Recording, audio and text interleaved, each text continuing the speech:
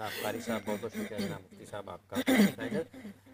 جہاں رہ صاحب، جب ہم یہ آپ نے ابھی جیسے تعلیم زیور کا ایک پروجیکٹ ہے، یہ جو خواتین جو ہیں حاملہ خواتین، ان کے بچے کی پیدائش سے اس کے 2 سال تک کا عرصہ جو آپ نے بتایا، یہ آپ ان کو کیسے مطلب پہنچتے کیسے ہیں، ان کا انتخاب کیسے ہوتا ہے، کیسے پتہ چلتا ہے واقعی ہم نے ان تک پہنچنا ہے؟ ڈیزرونگ ہے، ضرورت ہے. یہ اس کا میکنزم بڑا زبردست بنا ہوا ہے، اور اس ہمارے پروگرام کا نام آغوش ہے. آغوش، ٹھیک ہے جی. اس میں جب مدر پریگننٹ ہوتی ہے تو وہ اپنی رجسٹریشن جو ہے وہ کرواتی ہیں. اس میں پھر ایک پی ایم ٹی سکور ہے جو کہ غربت کا سکور جس کو کہا جاتا ہے. جی بالکل.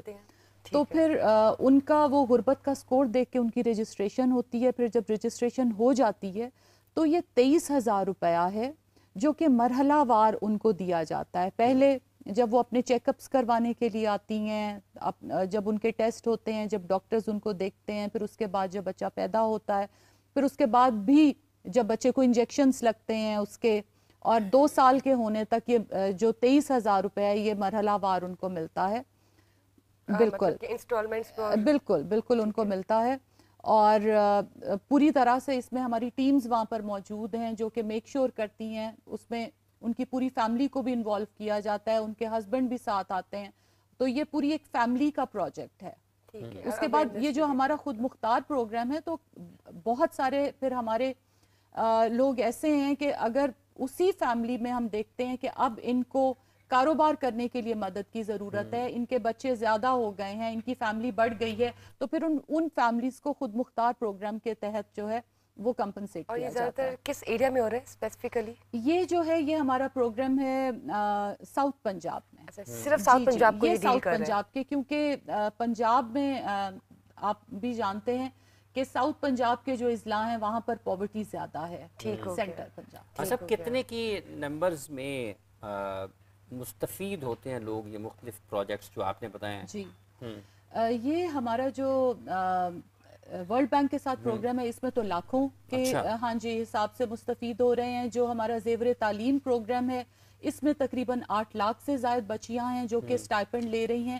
یہ پورے پنجاب میں ہے، یہ صرف ساؤتھ پنجاب میں نہیں ہے. یہ ساؤتھ پنجاب میں بھی ہے، اس کے علاوہ یہ لاہور میں ہے، قصور میں ہے، اور اکاڑا میں. لاہور کے آؤٹ اسکرٹس میں بھی آپ لوگ اچھی طرح یہ ایویلویٹ کر رہے ہیں. ہاں جی قصور میں بھی ہے، اور یہ اکاڑا میں ہے، اور اس کے علاوہ ساؤتھ پنجاب میں. ٹھیک ہو گیا. اسی کے ساتھ ساتھ ہم بتا دیجیے اپنے ویورز کو کہ ہمیں بس کچھ ہی دیر میں، کچھ ہی منٹوں میں سالدین صاحب ہمیں جوائن کر رہے ہیں اسٹوڈیو میں، اور پھر آپ کالز کر سکتے ہیں لائیو، اور وہ آپ کو خود لائیو جواب دیں گے. سوالات بھی ہوں گے، جوابات بھی ہوں گے. اور ابھی جہاں آرا بٹو صاحبہ ہمارے ساتھ موجود ہیں جو کہ پاکستان میں، اور بالخصوص جب ہم پنجاب کی بات کر رہے ہیں تو پنجاب کے ساؤتھ پنجاب میں جہاں پر غربت بھی ہے، لوگ بنیادی جو زندگی کی بنیادی ضروریات ہیں ان سے بھی محروم ہیں. اچھا بھی کوئی اس طرح کا بھی پلان ہے کہ یہ جو اسٹائپنڈ ہے، جیسے 1,000 روپے ہے، جیسے 23,000 روپے ہے، اس کا رقم کو بڑھانے کے حوالے سے حکومت، چونکہ ویسے معاشی طور پر صوبوں کے حالات کو اتنے اچھے نہیں ہیں، لیکن آپ سمجھتے ہیں کہ وقت گزرے کچھ تھوڑے حالات بہتر، اس کا بجٹ بھی؟ دیکھیے غربت تو بہت زیادہ ہے. غربت تو پاکستان کا سب سے بڑا مسئلہ ہے، اور اس میں جب سے میں نے اس اتھارٹی کا چارج سنبھالا ہے اور میں نے سارے پروگرامز کو کافی قریب سے ان کو دیکھا ہے، اور کئی پروگرامز ایسے ہیں جیسے کہ ہمارا صلاح فن پروگرام جو ہے وہ فنکاروں کے لیے ہے. تو اس میں کیا آپ لوگ سکلز نہیں، اس میں وہ فنکار جو کہ اب کام نہیں کر رہا ہے. آپ کو پتہ ہے کہ ایک ایج ہوتی ہے، اس کے بعد کام ملنا بند ہو جاتا ہے. جی بالکل. اور پھر آپ کی نظروں سے گزرا ہوگا، کئی دفعہ خبریں آتی ہیں کہ بہت ہی قسم پرسی کی حالت گزار رہے ہیں کئی فنکار. تو یہ پروگرام ان فنکاروں کے لیے، اور اس میں جب آئی ہوں تو میں نے ان کی رقم کو بڑھانے کا اپنی اتھارٹی کے تحت بڑھانے کی کوشش کی ہے. اس کے علاوہ ہمارے جو ٹرانسجینڈرز کا پروگرام ہے ان کو پہلے 3,000 مل رہے تھے، اب جو ہے ان کے بڑھائے ہیں ہم نے ان کا 5,000 کر دیا ہے. تو اسی طرح سارے پروگرامز میں ہماری کوشش ہے کہ زیادہ مدد کر سکیں. لیکن ظاہر ہے حکومت ہے، اور بھی بہت سارے بجٹ میں اور بھی بہت ساری چیزیں ہم نے دیکھنی ہیں، لیکن حکومت کا فوکس ہے کہ غریب لوگوں کی زیادہ سے زیادہ مدد کی جائے. یہ ٹرانسجینڈرز والا آپ نے جو ذکر کیا ہے، ان کے لیے کیا کام ہو رہا ہے؟ یہ ٹرانسجینڈرز کا جو ہمارا پروگرام ہے، اس میں ایسا ہے کہ ایک تو ہماری شرط ہے کہ وہ 40 سال سے زیادہ ان کی عمر نہ ہو. ٹھیک ہے. ایک تو آپ کے علم میں ہے کہ زیادہ تر جو ہمارے ٹرانسجینڈرز ہیں وہ یہاں پر بھیک مانگ کر اور سڑکوں کے آس پاس آپ کو نظر آتے ہیں، وہ زیادہ کمفرٹیبل محسوس کرتے ہیں بھیک مانگنے میں اور کام نہ کرنے میں.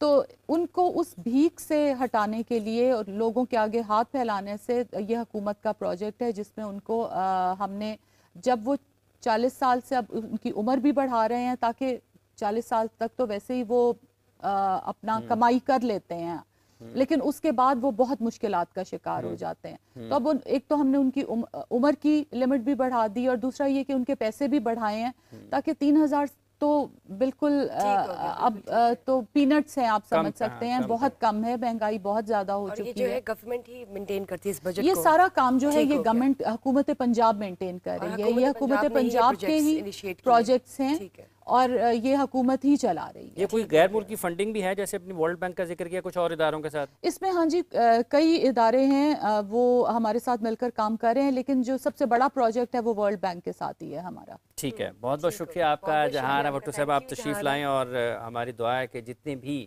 اس طرح کے منصوبے ہیں اور جو جگہ ہیں جس پہ لوگوں کو ضرورت ہے، حکومت ان کی مدد کر پائے، اور جو بھی آپ اپنی حیثیت میں جہاں پر موجود ہیں تو اگر آپ کرنا چاہتی ہیں تو آپ کے لیے بھی آسانیاں پیدا ہونا، بہت زیادہ اچھے طریقے سے کام کریں. آگے بڑھتے ہیں جی، اور پروگرام میں ہمیں اس وقت شامل گفتگو کرتے ہیں، ہمارے ساتھ موجود ہے ساحل ادیم صاحب. السلام علیکم ساحل صاحب. وعلیکم السلام ورحمۃ اللہ. خیریت سے ہیں جناب؟ الحمدللہ. مزاج اچھے ہیں؟ اللہ کا شکر. بخیر و عافیت ہے؟ بالکل ٹھیک چل رہے ہیں. اچھا ساحل صاحب، شروع کرتے ہیں.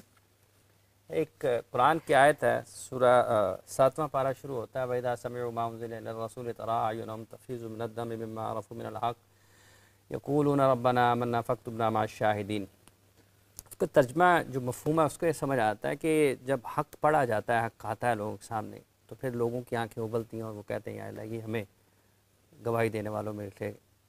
آج اگر ہم دیکھتے ہیں، یہ کسی ایک کے لیے تو ہے نہیں، آج قیامت تک آنے والے انسانوں کے لیے ہے، تو کیا ہم ایک حق ہم نے مان لیا کہ اللہ تعالیٰ کو ایک مانا، اللہ کے نبی کو آخری نبی مان لیا، کیا یہیں پہ حق ختم ہو جاتا ہے پھر؟ نہیں، یہاں تو حق، یہاں سے حق شروع ہوتا ہے، ختم تھوڑی ہوتا ہے. یہ تو کامن نالج ہے. Even a child would tell you کہ there has to be more than just a belief in Allah عز و جل's presence and existence. This is the purpose of my existence. میرا کام اور مصرف وہ ہے اصل میں بتانا. دیکھیں، اللہ کو ہماری ضرورت نہیں ہے، ہمیں اللہ کی ضرورت ہے، یاد رکھیے گا. سو اگر ہم یہ رکھیں نا کہ میں تو اللہ کو ایک مانتا ہوں، تو نعوذ باللہ یہ بات یہاں پہ ختم کرنے کا مطلب یہ ہوگا کہ جیسے اللہ کو ہماری ضرورت تھی اور اس نے اس چیز کے لیے پیدا کیا ہمیں کہ ہم لوگوں کو اللہ کو ماننا شروع کرتے، بس کام ختم. نو دس از، یہ فلسفے کی کہانی ہے. میں اس نے آپ نے جو سوال کیا نا، اصل میں اس کی جڑ بس یہی ہے کہ حق ماننا ہے تو یہی اس کے ساتھ ایک پیکج ساتھ ہی آتا ہے کہ یہ حق ہی کیوں نہیں مان رہے کہ ہم بھی کسی وجہ سے ہی ادھر آئیں.